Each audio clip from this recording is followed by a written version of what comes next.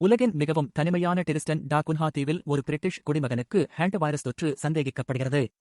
இந்த பிரிட்டிஷ் நபர் தெற்கு அட்லாண்டிக் பெருங்கடலில் பயணம் செய்து கொண்டிருந்த ஏம்பி ஒண்டிஸ் கப்பலில் இருந்த பயணிகளில் ஒருவர்.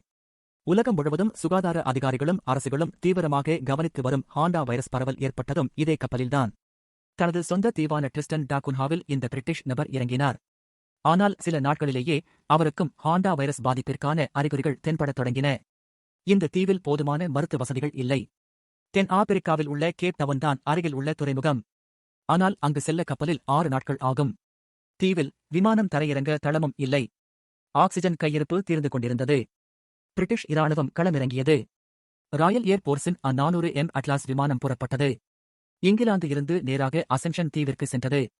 6788 கிலோமீட்டர்கள் பயணம்.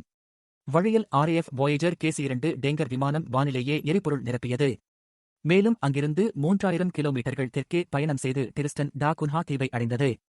அங்கே தரை இறங்க முடியாது. 6 பிரிட்டிஷ் இராணுவ பாராட்ரூப்பர்களும் 2 மருத்துவர்களும் பாராசூட் மூலம் தீவை அடைந்தனர். ஆக்சிஜன் கேனிஸ்டர்களும் மருத்துவப் பொருட்களும் தீவில் வான்வழியாக வீசப்பட்டன. அட்லாஸ் விமானம் அசென்ஷன் தீவிற்கு திரும்பியது.